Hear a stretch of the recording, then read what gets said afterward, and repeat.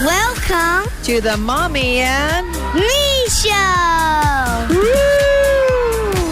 Woo! Welcome everyone to the Fonseca Mommy and Me Show. Today we're talking about Disclosure Day. Disclosure. I believe we look up disclosure. It means revealing hidden information.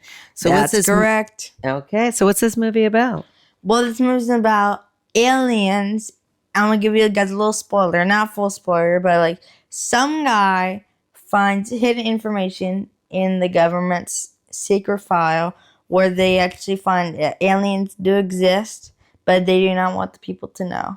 Yeah, 70 odd years of this, and this was produced and directed by someone who loves aliens. Steven Spielberg is back with Universal Pictures, and this is also written by David Keep, I believe, a PG-13 movie with some famous actors: Emily Blunt, Josh O'Connor, Colin Firth, who plays a bad guy. Oh my God.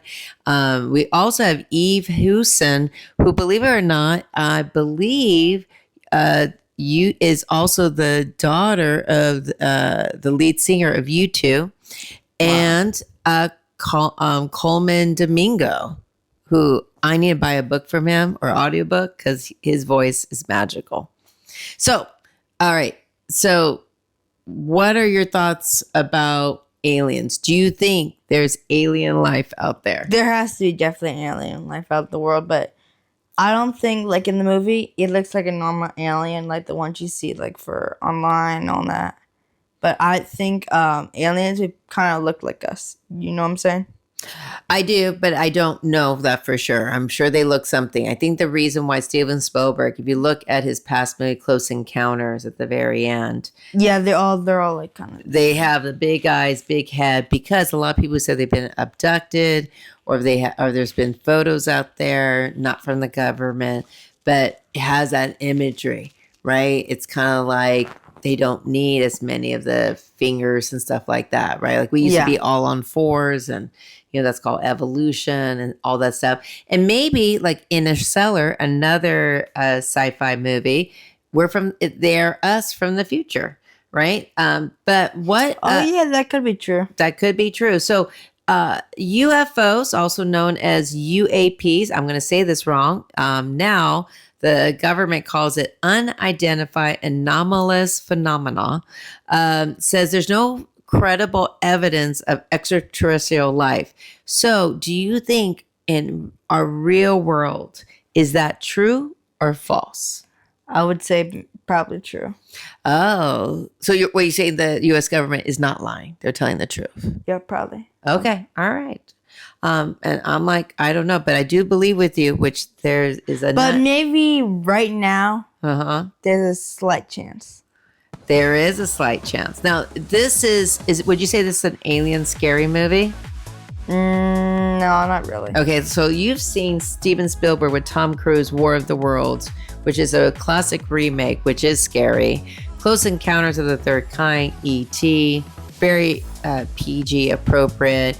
But with Steven Spielberg, he loves the idea of people thinking about how would humans react. So let's just say all of a sudden in our backyard, right now during this show, we see, no doubt in our mind, a huge spaceship land downstairs. They open up. How would you react? How I react? Yes, right now. I wouldn't call the 911 or anything like that. I would try to be friendly to them. Okay. Because if we're meeting, like, impossibly if we kill them, we could start like an intergalactic war, and it could just kill all the human population. Yeah, there's an important tip about, like, we talked about someone like who bumped into your dad, our famous producer, not only for this show, College for All, but also his own show, Your Nerd Side, who communication listening's key, right? Someone was wanting to use an outlet next to him and just bumped into him. Yeah. Right? And like, don't be an aggressor, just communicate, right? Listen to each other is really key. I would personally, if I saw that, I would hide you in the closet, because I don't know if they're friend or foe. I would have a bat ready in hand, just in case. just in case. Yeah. And then I would just wait and see, and then see if we need to run or not, and get our emergency backpack. Where's our emergency backpack? Everyone should have an emergency backpack. Where's our emergency backpack? Downstairs. It is downstairs in the garage that your dad keeps on moving. So, but that's for another day. We'll talk about, that's a great podcast for emergency kit. We'll do that this summer. But this movie has been out and it's still doing pretty decent. It went over $100 million, both internationally and domestically. Now, we need to hear your reviews because Rotten Tomatoes, the critics gave it 80%. Your dad loved it. I loved it. Thank you for taking us. But Popcorn Meter has it at 71%, but everyone's bragging how great Emily Blunt is, which I think Oscar nomination. And actually, let's win it too for a fun movie. What are your thoughts? I would say for you, for the ratings, I didn't really get the movie, but like after rewatching, like rethinking it in my mind again, I'm starting to get it a little bit. I would probably give it just for me, if I would do it, I'd give it like 60. So 60%. 60%? But I would say an overall, if it was if I did those type of movies, sci-fi and deep-hearted movies, I'd probably be 80 for me. Okay. So just in case listeners are the first time listening to this podcast, what type of movies do you like? If you had to put them in a category, I like comedy, action, comedies, and then no romance movies. No romance. No sad movies. No sad movies. No dramas. But besides Avengers: Infinity War, that's the only sad movie. No, that was sad. Okay, but wait, yeah, and I think Spider-Man's gonna be sad. If you read his comic books, woo! Can't wait for that movie. We should talk about that, getting our tickets for that. Hey, question though, for a little interruption. Are you going to watch the next trailer or you're trying to avoid it so it doesn't spoil the movie for you? I don't watch it. I usually don't even watch trailers because I don't have time for it. I'd rather be playing video games than not watching trailers. Okay, sounds good. If it pops up on an ad, I'll watch it. Okay, because I think the trailers are getting too good. It's showing too much of the movie. It's a little bit driving me crazy. But okay, you said it was confusing. So you're just recently turned teenager. So, and it's something that sci-fi and mystery is not your thing. What age group do you think this is recommended for someone who loves sci-fi and someone who's not a lover of sci-fi? I would say 13. What it says. Okay. 13. All right. So, and what he's referring to is Common Sense Media, a great resource for parents to help kids with technology and ratings. So you don't have to oops, sorry, honey, didn't mean to send you to see scary movie and you're 12 years old. There is some violent, scary moments, car chases, panic attack, knife threats, strong language, blood.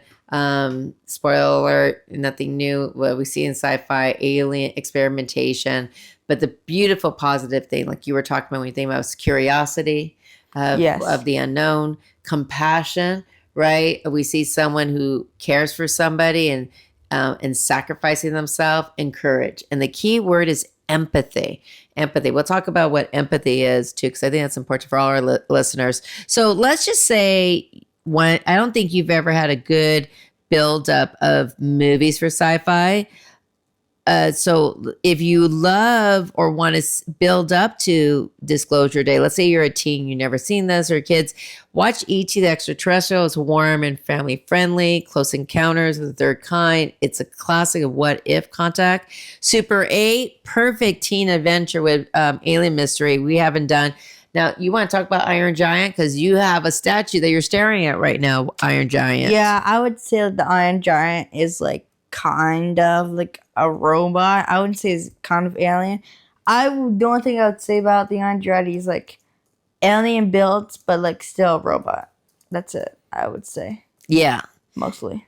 But that's pretty much it. I love that movie. I could watch it over and over. It's one of those movies that makes me cry as well. And then also, we do have some past podcasts about some great books. Let's not forget book, right? You were reading today about Abraham Lincoln. Yeah. But to build up for for Sci-Fi, The Wild Robot by Peter Brown, A Wrinkle in Time, very popular cosmic mystery and courage.